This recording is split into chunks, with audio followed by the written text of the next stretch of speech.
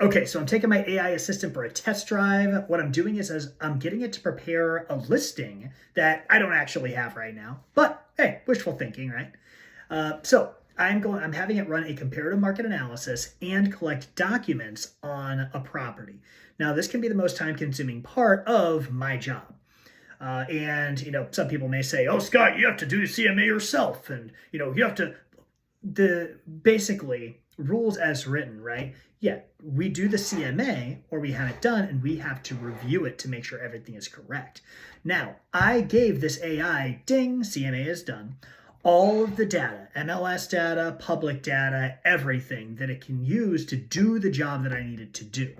And then I review it afterwards. And while it's doing the CMA and collecting documents, do I go ahead and run another CMA myself so that I'm actually using, I'm actually laying eyes on it? Yes, but I'm going to be 100% honest. Most of the time, these CMAs are better than mine. So I just kind of roll with it. Okay, the documents, I fast forwarded this like crazy, but the documents are downloaded. Now, the documents I tend to include are a lot.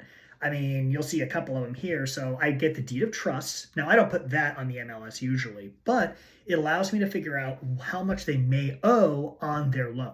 And it literally goes back and looks at all the deeds of trust, figures out which ones are open, and then downloads that one.